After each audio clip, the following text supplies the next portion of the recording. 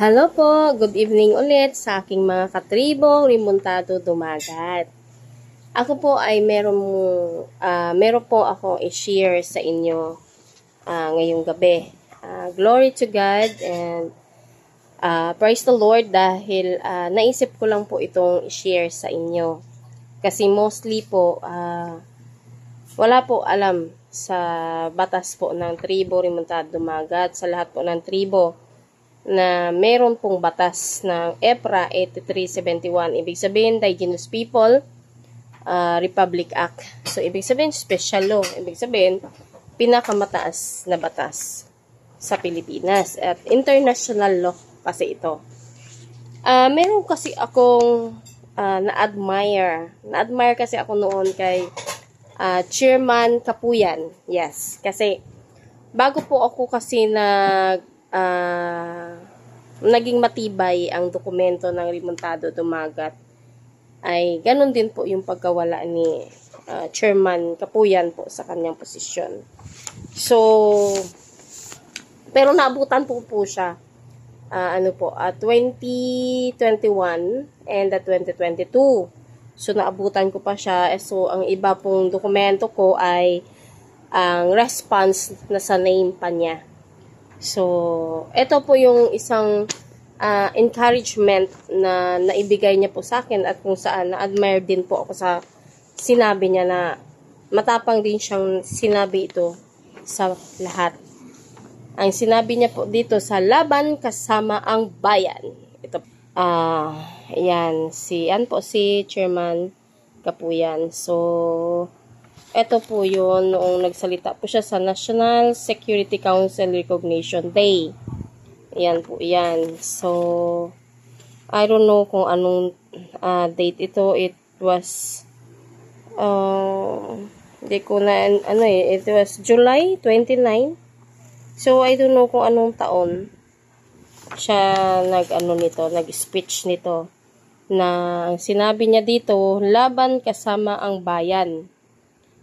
Pwede nyo siyang i-search sa kung sa YouTube, pwede nyo siyang sa Google, pwede din. Dito kasi sinabi niya, hindi ito lupain ng gobyerno. Ito ay lupain ng mga katutubo. Ano ibig sabihin ng gobyerno? Ibig sabihin ng gobyerno, yung mga taong namamahala sa o nakaposisyon. Katulad po ng mga nakaposisyon si kapitan, si mayor, gobernador, si congressman, maging si president, vice president, mga ganun po. So, iyan po sila is mga gobyerno. Ang sinasabi namang taong gobyerno, iyon po yung mga mga empleyado. Po silang mga nagtatrabaho, katulad din po natin. So, tayo po yung mga iba pong mga tao dyan na nagtatax, bibigay po ng tawag nito? Mga taxation ba? Mga ganun. Absent-minded ako din sa ganyan eh. Ngayon, so, yun po ang mga taong gobyerno. At isa din po, yung mga nagtatrabaho katulad ng mga pulis, mga teachers, mga nurse, doctors, taong gobyerno. And also mga conductor, driver, basta mga nagtatrabaho from the government, yun po is mga gobyerno, taong gobyerno, yun po sila. So, tayo po yun ay mga katutubo. So, yun doon tayo magsimula sa tribes. Kasi, gobyerno, taong gobyerno, ay different. At, yung mga hindi nagtatrabaho, depend po yun kasi dalawa po ang klase ng IP. Indigenous People, dalawang pong klase yan. So, yun po ang sinabi kasi dito ni Kapuyan, ni Chairman Kapuyan na hindi ito lupain ng gobyerno na binigay sa mga katutubo. Kasi mostly kasi ako kasi Ang akin po kasing angkanan ay napagsimulan ng kaalaman na ang kalupaan daw namin ay ang pagmamayari ni gobyerno. Hindi naman pwedeng may-ari ng gobyerno. Kasi si congressman, si mayor, si kapitan, si gobernador, kailan lang sila umupo dyan? Kailan lang sila? Nung nandyan na sila, nakaupo sila sa kanilang posisyon bilang taong gobyerno, sila ay nakaupo na meron na kalupaan. Ang kalupaan po ay ang nagmamayari mga tribo. Tama po sinabi ni Secretary Chairman Kapuyan na hindi ito lupain ng gobyerno na ibinigay sa katutubo. Ito ay lupain ng mga katutubo. Ito po. Ayan po. Hindi ito lupain ng gobyerno. Ito ay lupain ng mga katutubo. So, siya po, si Secretary Kapuyan po, si Chairman po. Diyan po ako na-admire sa kanya nung sinabi niya po ito at talagang kinuha kaagad namin ito. So, ito po, bago po yan si Kapitan nakaupo dyan, 1980, sila na nandyan. So, yung atin po kasi mga ninuno is since time immemorial. So, malalaman po yun sa genealogy. Doon po natin maaalman kung sino po yung mga magulang natin, kung saan ang galing at anong tribo. So, doon po natin maalman kung sino po tayo, kung ano po yung tribe natin. Hindi lang naman kami ang tribo, hindi lang naman si Dumagat ang tribo eh. Maging Pilipinong tao ay may tribe name, may tribong pinanggalingan. So, wag natin laitin ang tribo kasi tayo po, basta Pilipino, ay may pinanggalingang tribo. Yung mga non-IP kasi na sinasabi, hindi sila tribo kasi gawa ng hindi nila alman kung sino yung kanilang mga ninuno, kung anong tribo ang kanilang mga matatanda noon. Kaya, hindi nila sinasabing hindi sila tribo kasi wala silang pinanggalingan. Hindi nila alam kung saan sila nanggaling. Yun ang sinasabi nga na sa kasabihan ng putok sa buho. Kasi nga hindi nila nalaman kung saan sila nanggaling na tribo. Pero, basta po ay Pilipino po ay may tribo, pinanggalingan. So, yun po yun. So, dito po tayo. So, ngayon po, syempre po, bago ako sa mga katribuhan ko po tumulong ay ginagawan ko po silang genealogy. So, doon ko po maalman kung saan sila nanggagaling. At ang iba po doon ko lang din po na makilala na sila po ay isa sa pamilya. Isa din po sa malalayong pamilya, malalapit na pamilya. At yung iba po doon ko lang din po makilala na mga lolo't lola ko din pala. Or mga second or third son, daughters, mga ganun po.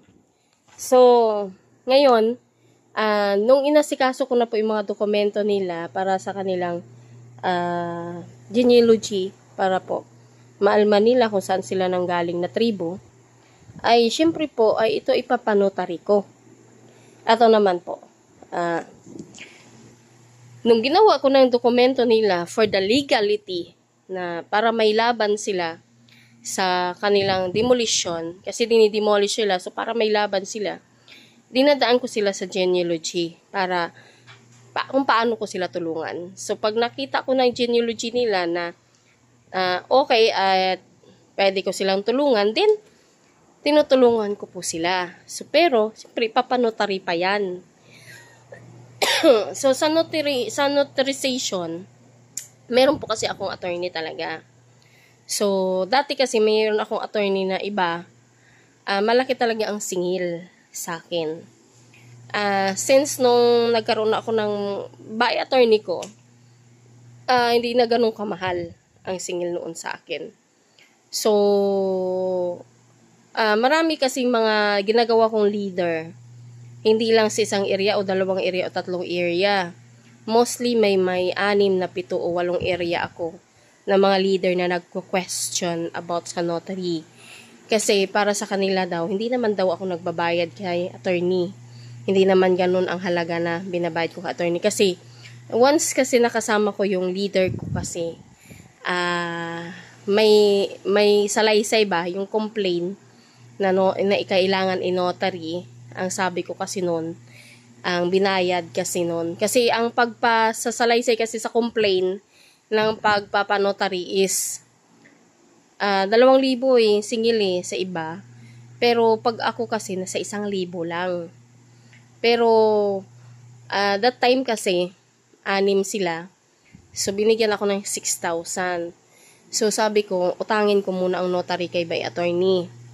At ang 6,000 gamitin ko muna sa pagbili ng bond paper at saka ng ink kasi gumagawa ako ng mga libro para sa pakaso. So, kinulang kasi. So, ginastos ko muna doon. At saka, yung pamasahe papunta po doon sa attorney ko, malayo kasi. So, napakalayo yun. Buong araw ka kasi doon. So, maganda pagka nilibre ako ni by attorney ko ng lunch doon o merienda.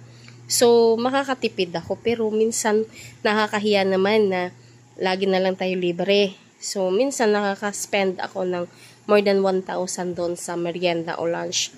So, hindi naman lahat ng notary ay buo po ang pagpapanotary ko. Minsan, merong 5 tao lang, 3 tao. At saka, ito pa, sa 50 o 60 na members, pinapanotary ko na yan kaagad, yung 50 and 60. So, pag nanotary ko na po yung 50 and 60 po, mostly po, nag-aayaw yung kalahati. Kasi, naniniwala sila doon sa kay Mayor, kay Kapitan na wala yung tribo na yan, ay scammer yan, illegal yan.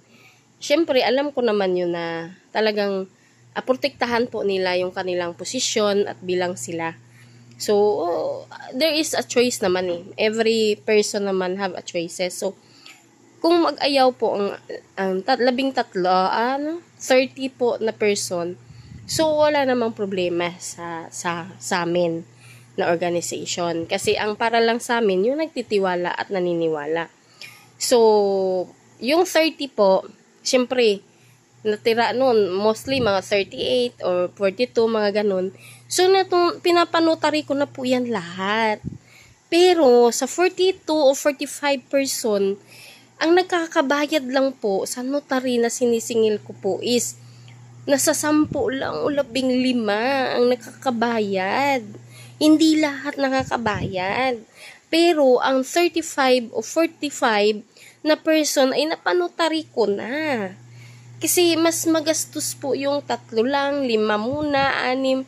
Kasi, ang aking by attorney is always busy. So, hindi ko naman yan kailangan na pilitin si by attorney na sa 5 notary lang ay magbigay ng aksaya ng oras para dyan.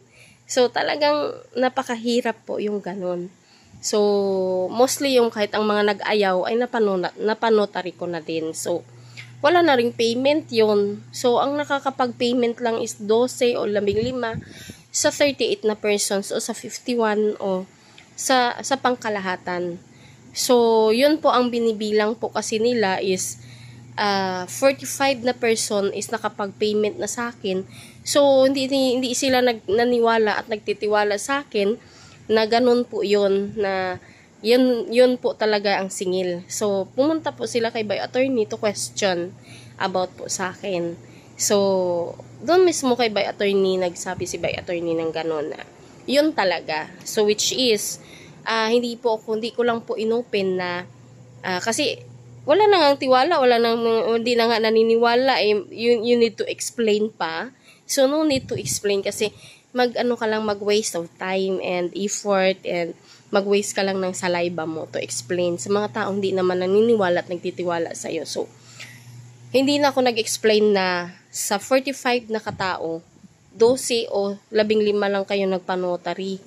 Pero, ang 45 is binayaran ko na.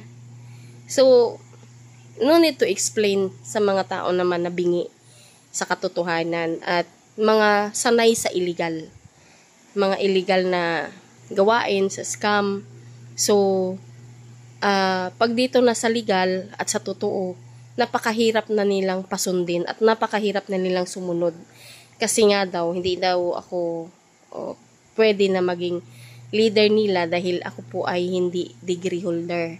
Sila daw po mga degree holder sila. So, choices nila yon, nasa kanila yon. Kasi ang degree holder, yun pa po yung matigas ang ulo. Yun pa po yung mostly mga degree holder, sorry mostly talaga. Sila pa po yung mga gumagawa ng mga illegal at scammer. Kasi alam nila ang batas kung paano lusutan. Kasi pag degree holder ka, nakaposisyon ka, at yan ang napag-aralan mo, alam mo po yung connection ng mali sa tama at ang tama sa mali. So, alam nyo po lusutan yung mali sa tama at ang tama sa mali. So, mas delikado po ang mga degree holder. Ako po, mga degree holder po yung mga nakakasama ko. So, I know them. So, no comment na lang po. Kasi, yan sila Yan sila. So, pinag-aaralan po nila yan. Ang tangi lang po na totoong tao, minsan po ay nawawala pa nga pag may takot sa Panginoon. At nasa puso po ang paggawa. Doon po ako naniniwala. Yun po. So, salamat po sa lahat ulit. At salamat po sa aking bayi, attorney na napakabait at matulungin. At nasa puso po niya talaga ang tumulong sa tribo. Salamat po, bayi attorney, and God bless po sa lahat.